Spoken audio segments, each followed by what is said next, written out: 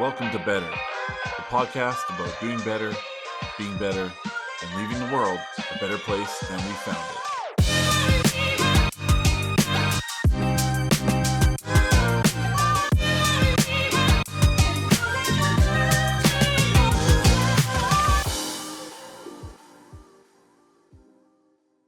What's up, everybody? Welcome to Better. I'm your host, Jay. As always, do better, be better, make the world a better place. That's our motto. I have, this is now, I believe this will be, trying to remember the orientation of the episodes. I believe this will be the 5th episode now that we're back after the whole hospital thing. So, still getting the hang of the new studio, still getting the hang of all the new gear. And somebody actually commented when I was doing a live yesterday, and they said, why are you back to the old shitty mics? And, well, first of all, thanks for that. They're not shitty, but the reason why is because the old mic setup, you guys complained about the audio because it would phase out sometimes. And they were really good mics. So I went back to the SM58s, which was what every stage and every comedy club, every performance venue has. They're usually pretty beat up, and they usually have questionable kind of like almost like jelly, but solid yet liquid substances in them that come out of people's mouths as they perform. But these ones are clean. And they're really good, and the quality is great. So, what was his name? Mike Williamson. Go fuck yourself. They're good mics. All right. So now I am here. We got another 2-parter with a guest, and this guest is, if you followed my podcast journey from my first podcast, which was the Dumpster Fire, which I did out of an office building in downtown Winnipeg, and it was a really cold, sterile environment. To Shit People Post, which was just basically making fun of the dumb stuff people put online, with the Red Studio, to today, which is the new studio.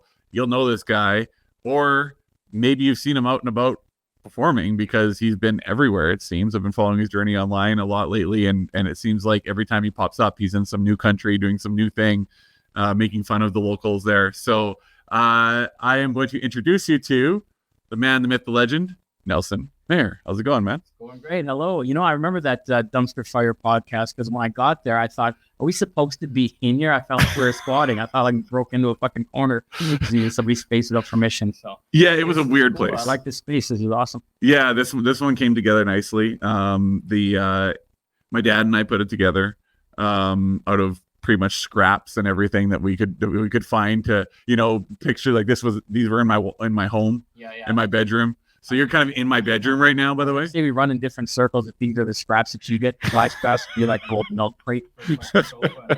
Somebody's like, this is no good, take it. And that's something I buy brand new. So okay. Yeah, your scraps are doing okay here, buddy. All right. Well, I mean, thank you. I think that's because my scraps used to be a milk crate.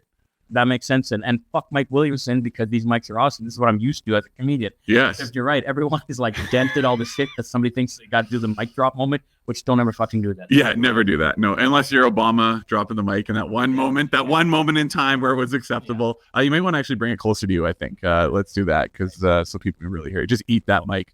Okay. So this podcast is better. Main people doing better, being better, Right. When I met you, the first time I met you, I don't know if you remember do you remember the first time we met? I believe so, yeah. So, very beginnings of your comedy career, right? I think there was 4 people at the venue at the time, maybe 4 or 5. Probably, yeah. Including the sound guy and the host. Yeah. And now you just seem, every time I go online, it's actually kind of funny. My girlfriend's in Croatia right now. Oh, yep. And she loves going to Europe and everything. And I was showing her one day your stuff, and she's like, who's this guy? Like, why does he have my life? Yeah. So, you're doing something right for sure. A lot of people try to, as I was saying before we got on, a lot of people are like, oh, I want to be a writer. I want to be a comedian. I want to be a singer and all these things. And then they get to doing it and they're like, oh, this is actually work. And they don't really get much further with it. Yeah. But you've persevered through a lot. Yeah. Like, you have 47 kids. You have to deal with Clayton all the time. I do, yes. I'll get into Clayton eventually. Let's never get into Clayton. Yeah. But you and career-wise, I mean, starting in a well, I called it the first podcast about Winnipeg, the Dumpster Fire, for a reason. Starting in a place like Winnipeg is never easy. So could you kind of, for people, walk us through why you started to first of all, why did you start doing comedy? Okay. I guess I'd blame Facebook for it. I got on Facebook when it first came out, and I was posting crap on there, posting all kinds of weird shit, and people would constantly tell me how funny I was. I was super shy, though. I never, ever envisioned that I would get on stage in front of anybody. Okay. It wasn't in my wheelhouse. Really wasn't. And people just kept telling me, you're funny, you should do this. And they sent me this link for Funniest Person of the Day Job contest or something like that, a rumor. So I applied for it. I called them up and asked them, is there any space available or is it too late? They said, oh, yeah, no, we have room. And I said, okay, thank you. And I hung up. And then I told all my friends, well, I tried, but it was booked solid. I couldn't get in. So I made that excuse. And then there was another contest that was run by the Free Press. Winnipeg's Gone Wacky. So I signed up for that. They had to film a video. And I had never performed on stage. So I had no clips of me doing stand-up. It was just I was on my heaviest too at the time. I was like 315 pounds, my big fat head telling these dumb jokes that I wrote on my own in my living room. That was it. No feedback, no laughter. And I thought, okay, maybe that's funny enough. So I posted on there and people started voting for me. The top 10 had to compete on stage somewhere in Winnipeg for, I don't know what the contest, like $1,000, whatever. I don't remember, in a trophy, right? Yeah. So I saw that I was doing well in that, and I started going on daily and voting myself like the lowest amount of stars possible to tank myself, because I really didn't I was trying to force myself out of my comfort zone to get on stage, but then I was also trying to sabotage myself left and right. Wow. Okay. And I did. I sabotaged myself to the point where they called me up. They said, we have our top 10 finalist. You didn't make the top 10. But you're number 11. So had I not been doing that, I would have been in. They said, if somebody doesn't take their spot, would you be willing to take it? So I said, okay, I guess put my money where my mouth is. I'll do it. Yeah. Didn't happen that year. So then the next year, I finally signed up for Funniest Person of the Day Job, went and did it, and did quite well, made it to the finals. Had a blast. The first joke out of my mouth, I think I got up on stage and my voice, like when you're going to start to cry, like that, a little crack in your voice. And I had that. Like Robert. I was going to cry. Like Robert Kennedy Jr. has all the time. Exactly. Yeah. Like Okay. that. Yeah. Exactly. So I threw out the joke and I got a laugh, and then it was smooth sailing after that. There's no problem after that. I was able to do it. So and then I just kept doing these contests, and I kept making it to the finals. And I thought, okay, this is fun. I'd like to do this a little more regularly. I didn't have time to do the open mics though, because you show up in Winnipeg for an open mic. At least back then, I don't know how it is now. You're new. Nobody wants to put you on stage. They put you at the end of the night. I'm a guy that has kids already, right? Yeah. I'm not able to stay up till 1 o'clock in the morning to do 3 minutes on stage somewhere. So I wasn't going to the open mic. So I just started my own thing. Started running my own shows. That's right. Yeah. That's I right. got a lot of pushback because of that. People didn't like that. Stepping on I remember that. toes. Yeah. But I created a whole space for people that didn't have opportunities to get on stage. And I loved my show. It had a karaoke vibe. I put some fucking horrendous people on stage, man. Like absolutely. But they were having fun. And, they would come out and I'd make them feel welcomed. And every week they'd have a spot, right? Then they'd complain about the other rooms and say, those rooms are terrible. They're doing it wrong. And I'm like, no, actually, they're doing it right. They're building a good quality show, and they run a good show, so they can't just put anything on stage. Yeah. Where I was trying something different, and I had fun with it. And then after a while, open mics are tough, man. You got to make money for the venue, right? And trying to get people out, and it's a pain in the ass. Every comic's like, I'll be there. And then Sunday, when my shows were up at 8 cancellations last minute. Yeah, of course. Nobody would ever bring anybody. And if they did, they drink water all night. Like, okay, it's just too much bullshit. I can't do it. And I started doing more of my own shows, touring and opening for a comedian named Don Burnstick. And that was just taking off more. So I thought I'm going to focus on that and pull back from the open mics. So I don't do open mics anymore. Just did the touring. And then after a while with Don Burnstick, we kind of butt heads a bit. He owes me lots of money. I don't ever talk about it. I don't bug him. He's done good things for me. He's done bad things for me. What are you going to do, right? Well, now that Sunshine Records isn't around anymore, he owes less money to people. So you think he can get you your money? He probably still owes them too. Well, they're done now. So I think their debt's good. Their debt's gone. So he can pay you. Yeah. Well, so that didn't work out. But either way, I started focusing on myself now. So that's what I've been doing the last year or so. You've been seeing a lot of that where I'm pushing, doing my own tours on my own. I do tours with Clayton. We formed our thing we call the Bad Apples Comedy Duo. Right. He went and tattooed it on his arm. Oh, no. You've seen that? Our logo. No, I didn't see an it. Apple with our faces on it. And our names. Okay. So he has my face and my name tattooed on his arm. And it's his right arm. That's his personal time arm. So I'm right there. So you're thinking that Clayton spent some personal time with you on a regular basis? He has, yeah, for sure. Okay. Probably prior to that too, if I'm being honest. Really awkward that I thought he was your son then. Yeah, he loves that. He loves that. He's 3 years younger than me. I was so fucking not actually pissed, but I was like, "Fuck you, Jay!" Like he is gonna never let me live that down. Yeah, no, for sure not. Well, you know what? I made a comment about you. You know what? There's so much to hit now because you brought up all that. But I made a comment earlier. I said you had 47 kids. You don't have 47 kids. Yeah. but I am dating someone who has 2 kids, Okay. and that to me feels like 150 kids. Yeah. And how many kids do you have? 6. You have 6 kids, so that might as well be 1,000 kids. Yeah, to me, like I don't even know if I could handle that. How old are these 2 kids? One just turned 12 and one's 9. Oh, damn. Okay. And So one's angry all the time, and Yeah. one's like, "Oh, I just want to cuddle with mom," you know. Yeah. So and it's weird because she thinks the cuddler is going to stay the cuddler forever, Yeah. which we know is not going to be a thing.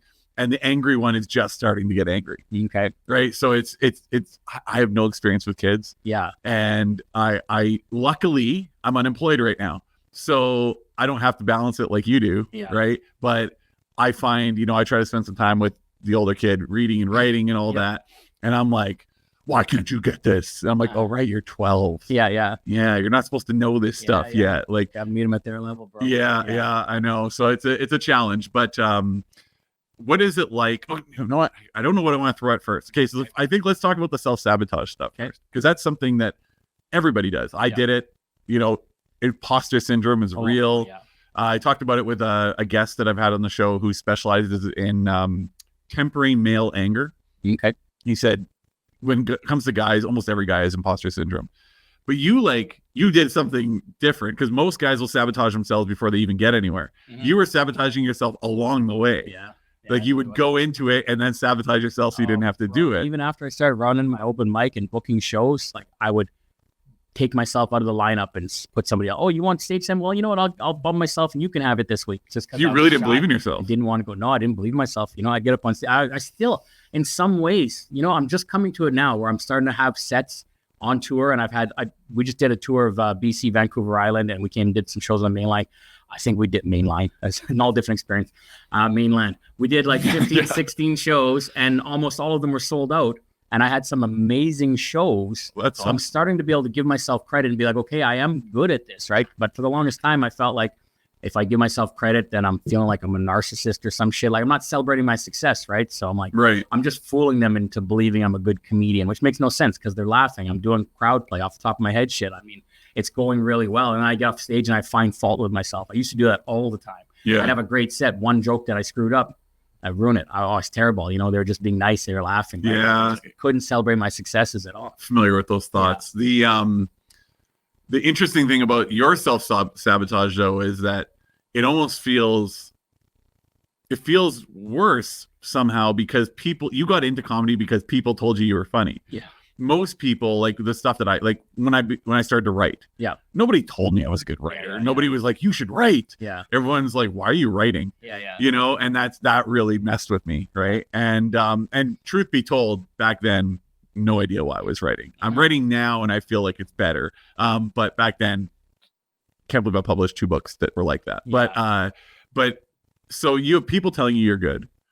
People are laughing, yet you still think you take that one little thing and you rip yourself apart over it. That's it. Yeah. I'd say my jokes were weak. They're just not funny, just corny shit. Easy. Anybody could think of it. Not very clever. But you did the Winnipeg show. What year was that Winnipeg show? That would have been. Yeah.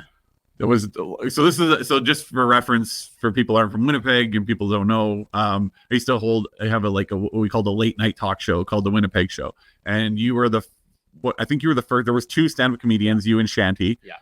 I have no idea what happened to Shanty. Yeah. Oh, is it? Okay. Yeah. So you came on and you killed it. Yeah. I mean, when people were leaving, they were like, where do I get his stuff? How could I see him? Like everybody was just a full on, and I still, to this day, when people bring up the Winnipeg show, they'll bring up you. Yeah. So you were clearly good back then even. And that was years ago. Yeah. That was a really long time ago already. Oh my God. Before podcasts were big. That's why I did it. Yeah. Way more expensive to do that than a podcast. Sure, yeah. That was great. It was a lot of fun. I did that show and I left and I felt like I was terrible. Really? Yeah. I felt like I was terrible. I thought that I really liked the segment that we didn't film for this show because we filmed one that was more PG friendly content and that was good and people were laughing. But my wheelhouse was definitely just being relaxed and being able to be what I wanted to be. But then even after that, I was like, I don't like it. Dude, like honestly, we commonly, I will give away the sauce here. We commonly added a laugh track to that show. We didn't have to with yours. Yeah. So and that wasn't one of our better attended episodes either because I think there was a storm or something happened and a lot of people couldn't get in from out of town. So you were good. Yeah. What is it? What do you feel like was in you that stopped you from believing you were good? Low self-esteem, probably. Growing up, I just thought I was dumb, thought I was stupid. I got jokes about in my act that I do, right? Yeah. I just didn't have confidence. I didn't have confidence. I wanted to do these things, and I would have moments where I felt like I am good at this. I can do it. But then I would tell myself, "No, you're crazy. It sucks. It's terrible." And I would just constantly be you said writing. I wanted to be a writer. I wanted to start with writing, and I used to write. Okay. I used to write a lot. Yeah. And I would write something, and I would love what I wrote, and then I would read it back. And I'm sure this is familiar to you because I'd fucking crumple it up and throw it in the garbage and say it's garbage. I don't want anyone to read it. It's terrible. Yeah. But it wasn't terrible. It was fine. There was nothing wrong with it. It's just that I was embarrassed. I didn't want people to see it. I thought they would judge me, and I cared too much. I think that's what it was. I cared too much that other people would think I was no good at something. It's crazy because with my kids, I say, of course you're not going to be good at something. You have to work at it. Yeah. Be good at it. So if you're not good at it, that's fine. That's part of the process, right? That's how you get there. So it's awesome that you suck right now. Yeah. Because you're going to keep sucking for a while, and then you're going to finally do something that's going to hit, and it's going to feel nice, and then it's going to go from there. So I know that shit, and I feed it to my kids and my grandbabies. I got 2 of those now too. But this happens to us all the time. We have an hour for an episode, and we talk for 5 hours, and you got to edit it, and then Anyway, we won't get into everything there. But yeah, no, it's just, I would say low self-esteem, man. I didn't believe in myself. And that comes from youth? That comes from youth. Yeah. I love my dad, but he was very loose with the words and language that he used. I thought my name was retard until I was 10 years old, right? Like, it's not a cool word to use. No. But that's what he would call me all the time. It was more common all the time. So I felt dumb. I'd sit in school and somebody would ask a question. The teacher would ask a question. I'd have a thought in my head and I wouldn't say it. And somebody else would say it. And, oh, wow, that's amazing that you knew that, Billy. And I'm like, fuck you, Billy. I knew that shit too. But I didn't speak up, right? Yeah. I was scared to get it wrong. So That's fair. So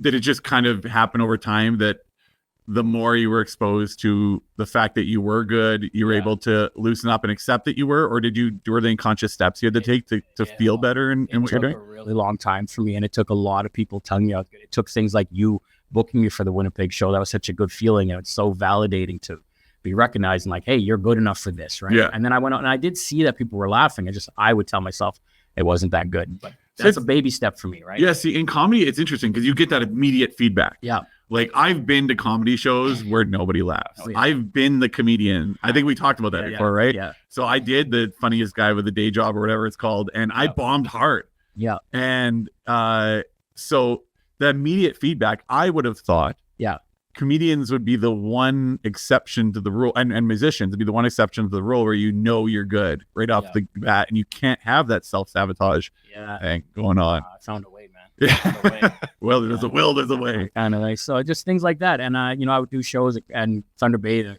comedy club, Cricket's Comedy Club. I did a show opening for a Toronto comic, very funny guy. And afterwards he pulled me aside. He said, hey, I need to talk to you. And he said, you realize that you're a headliner. He's like, seriously, I'm doing shows with you all weekend. We did 2 shows Friday, 2 shows Saturday. He says, doing these shows with you all weekend. And I'm sitting there thinking, Jesus, I got a fucking headliner opening for me. Like, you're killing it. You're making it tough for me. Like, you should be headlining. And that was really cool. And I didn't leave after that thinking, okay, I'm ready. I'm going to start. I still left thinking, okay, cool. But I got a long way to go still. Right. Like, so those things stand out for me. So like I said, the Winnipeg show, booking you for that, any of those little accolades along the way, any of those achievements would start to eventually build up, and eventually you can't ignore them. Right. Like, if I'm doing the comedy contest and I'm in the finals every single time I sign up for it, writing brand new material, which is unheard of. Usually people do the same shit over and over. Yeah, absolutely. The first time I did Funniest Person with a Day Job, I did 3 different sets all along the way where I just thought, I don't want my friends to see me do the same shit. Yeah. And I was advancing and I made it to the finals, right? Wow. So eventually all this stuff adds up and you got to say, okay, there's something to this. I am doing well. I can do it. I think the biggest delay for me from jumping from middle to headliner was just a lack of belief that I could do it. I'm super ADHD. My brain is jumping all over the place. I know I have, like, Clayton gets mad. He says I have like 3 to 7 hours of material that I have ready to go. And then I just riff off the top of my head and it's funny, right? So I could do an hour. A headline is 45 minutes to an hour, but I didn't believe I could. I thought I would stand on stage and freeze after 15 minutes and forget where I'm going to go next. And that does happen from time to time, but nobody notices it. Right? Yeah, of course. I have a blip in the radar. I jump around. You're not Mitch McConnell. No. And my jokes, like, I have a format in mind and I'll jump all over the place because of my ADHD. So I'll do like half of this joke and then jump over here and then remember, oh shit. So I find as I'm on stage, I'm thinking, okay, how do I get back to it? And I've been able to do it. Right. I've done like on this tour with Clayton, we were going to do a half hour each. And that was a way to kind of prove to myself I could do this. We do a half hour each. But most nights I was doing 45 plus minutes without even thinking about it. I'm just doing it. And the audience was loving it. So I just kept going. Right. And then at the end of the tour, I'm like, I did like 45 minutes to an hour almost every single night. That's a headliner spot. So now that I've done it, I see that I can do it. Yeah. So it took that.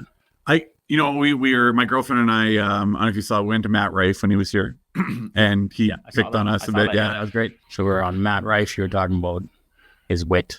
Yeah. So you're, I think, as witty and as dirty as Matt Rife. So I could see you guys co-headlining a show. Yeah. The one thing I've noticed is I don't see a lot of content from you, from your shows. Why is that? Okay. I started filming. Finally, I bought a decent camera to film my sets on that last tour, and I couldn't figure out how to use it properly. I gave it to my son. He's in a broadcast media program, and he knows how to do all that shit, so he's going to come with me. Clayton. On my real son. Fuck you. He's going to come and he's going to film some content for me so I can post it. So I started trying to do that on TikTok with some videos, more the crowd, just like Matt Rife does. But you need to have really good quality equipment, and I didn't have that. I was filming shit on my phone, and it was crappy and choppy. And if somebody's watching this on TikTok or whatever, and they see a crappy quality video, just going to scroll by it right away. It's not going to get picked up. Unless it's crappy quality from a camera phone from a person in the audience. Yeah, well, then it's different, right? Yeah. Then it's like, oh, I caught this Nelson Mayer ripping this guy. You got to be a name too, because nobody gives a shit who Nelson Mayer is, right? You know what I mean? They're going to film crappy quality of Matt Rife or somebody doing it. Then they'll that's true. But if you're filming Nelson Mayer, who the fuck's Nelson Mayer? Nobody cares, right? That's fair. You have to have the name. You have to have something that makes them want to watch. So it has to be really high quality. Matt Rife's videos. I mean, he was around. People don't know this. He was doing comedy for like a decade before he blew up, right? And it was I didn't a even know TikTok that. video. He posted a TikTok video, and it fucking got 1 million views, whatever. And then everything started going for him like that, right? So I always feel like I'm on the cusp of that shit. Yeah. Like I'll post something on TikTok and it'll start going and gets like 300,000 views or something. I got one. My most is like 700, 800,000. Well, that's really good.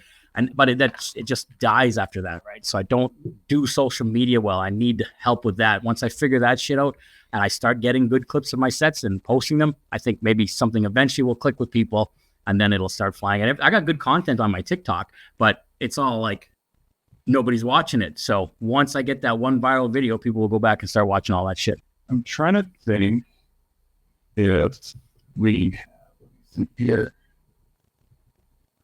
Can't even type my own website.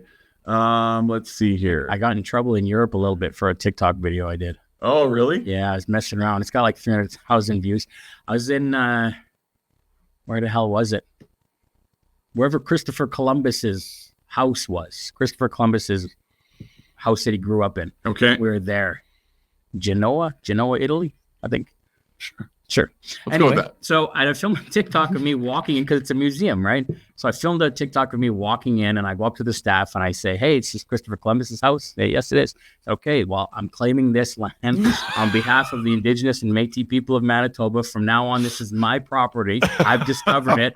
And don't worry, once a year, I'm going to celebrate and have a little land acknowledgement recognizing that it used to be your land. We won't do anything else but that. But you're just playing around being an idiot, right? Yeah. And the staff, it's funny because in the video, people were calling me out because I said they got pissed off at me. And they did. They really did get mad at me. There was 2 staff members. And as soon as I said that, they kind of giggled nervously. Yeah. But then they kind of clued into what I was saying. And they both got really pissed off looks on their face. And then I stopped the camera because I wasn't filming them. I'm just filming myself. I stopped the camera and I had a really good discussion with her about what Christopher Columbus means to Indigenous people in North America, what the impact of colonization. I had a great conversation. They don't see it that way at all. They just recognize him as this explorer and hero. Mm-hmm. And then we agreed to disagree, and it was a great conversation. The dude was not having it. He was pissed off at me and never wanted to see me again. But I posted this TikTok video, and it started really flying. A lot of people were sharing it because they liked it. But then I had a bunch of Europeans also commenting, really coming after me for it. Right? Yeah. So. Well, you know, it's hard to, they say never meet your heroes. I say never look into your heroes because it really, you know, once you start to learn about his history, it's. Yeah. I mean, most history from back then is quite whitewashed. And, for sure. You know, and so it's, you got to take everything with a grain of salt. Your hero, some dumbass who fucking got lost. Yeah, exactly. Yeah. Well, you know, there's a lot of people have a hero today that's a dumbass that gets lost, it seems, half the time. So, okay. So, yeah, I believe so. Here's the thing. So I was looking it up. So if you look top right there, that's the episode of the Winnipeg show where you appeared. So you don't have anything because I can put this on the tail end of this episode. Should I do that? Sure. Yeah. Okay. So we'll put that up. This. Way far back. I didn't like it, so if they don't like it, they'll be like, "Hey, well, I agree with Nelson. That sucked." And if they Nobody like it, will. They'll be like, "Fuck him, he's crazy." Yeah. Everybody will say, "Fuck you, you're There's crazy." much better stuff. I think I still do some of those jokes, but they've evolved. They've changed. Well, so this will be cool. So do you have anything from more recent that I could? So you're gonna send that to me. So end of part 1 will be the comedy from 12 years ago or something, and then the end of part 2 will be comedy from today. Perfect. I think people get a kick out of that. So we're almost at the end of part 1, which is crazy. Yeah, it just flies. So, but I want to talk about the kids component again, because we kind of went to the self-sabotage and all that. How do you, because you do not have a career where you leave at 8:30 in the morning, you get home at 5:30, honey, I'm home, that sort of thing. How do you create the balance? So me as a writer without kids, it's a lot easier. But let's say there's somebody listening, watching right now that's like, I want to be a comedian or an actor or whatever, but I have 6 kids. Yeah. How do they even attempt it? Well, it helps that I don't sleep. Okay. Chronic insomnia, like real insomnia. Some people say I'm an insomniac. They stay up until 3 a.m. and then they sleep until 4 p.m. That's not insomnia. You just have a shitty sleep schedule. Right. But I sleep like 4 hours a night most nights, and some nights I'll have a better night's sleep. But that helps, I guess. I just have a lot of energy. I'm not tired all the time. I mean, I read about short sleep syndrome. I think I legitimately have that. Okay. So most people can't benefit from that. But the other piece is I get along really well with my ex. She's actually my neighbor. She lives a few houses down, so that's been convenient. Okay. That wasn't always the case. Yeah. But we have gotten Of course better. not. We've gotten better, like the show There you says. go. That's We're good. doing better. I want to come back to that in part 2. We will for sure. And we work well together on that. So, and I hate leaving my kids. I wanted to go to LA and do comedy there. And I did. I went to LA, but I only spent a month there. And then I came back and had my kids for a month. So she'd have them for a month and then I'd have them for a month. And when I'm back in Winnipeg, I'm pretty much full-time dad. I don't do a lot outside of the house. I don't do a lot. It's just me and my kids, and basically if they're not available, then I'll go hang out with friends and do something, right? Well, I've got there's studio space here. You can come anytime and shoot some stuff while you're in Winnipeg, and then you can just keep putting out content, There you go. right? And then at least you got yours still on the mission, whatever you want to do. I'd love to help the cause. Okay, so this is the end of part 1, very quick, but we'll come back with part 2. So you're about to see Nelson doing comedy on my old TV show 12 plus years ago. And then on part 2, you're going to see the evolution of the comedy of Nelson Mayer. So as always, like, subscribe, comment, rate, all that fun stuff. I did see between the last episode before I went into the hospital and this coming back in, the last episode was one of the first episodes where I really drilled it in that I wanted you guys to do that. And there was a serious lift in the number of subscribers and viewers. So please do that for me. I appreciate it. And, this is my way of giving to you. That's your way of giving to me. It's a nice symbiotic circle, and our lives will be better because we'll have great karma in it. All right. Karma points. Remember that. Okay. So that's it for this episode of Better. We'll be back with part 2. It's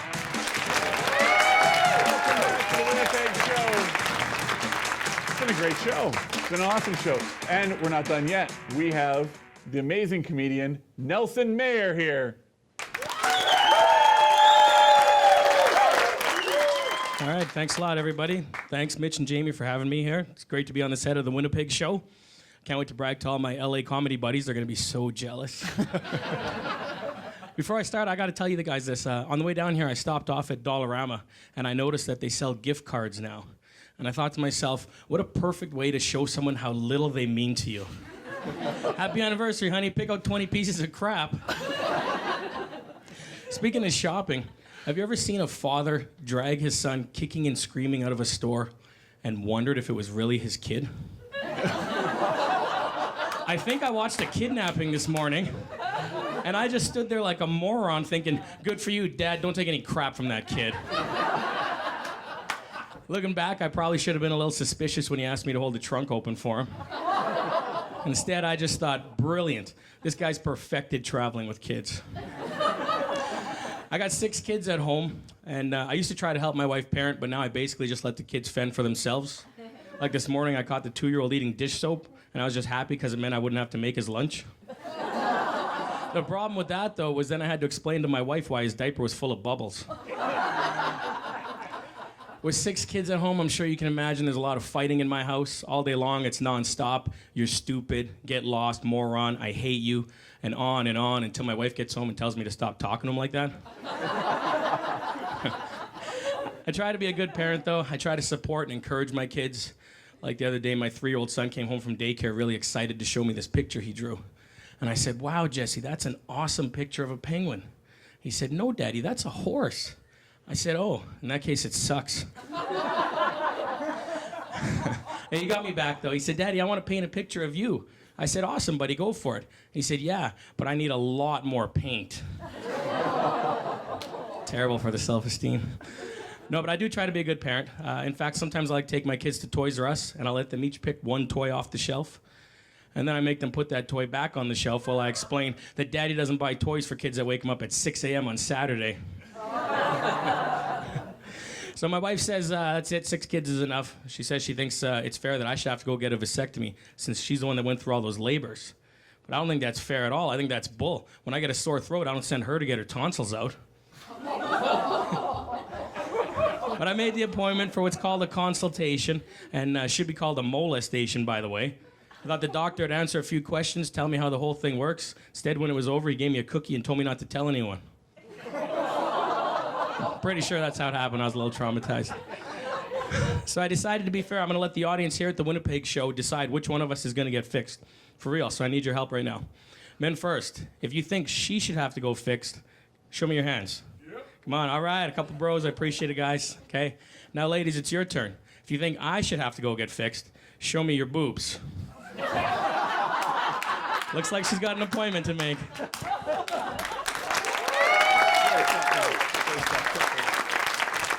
Nelson Mayer, everybody. Want to see more? Go to our website, winnipegshow.ca.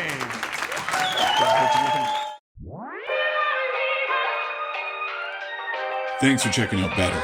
If you got to the end, it must mean you liked the episode, right? So how about 5 stars, maybe a sub, maybe a share? Great universal common points. And good luck on your better journey.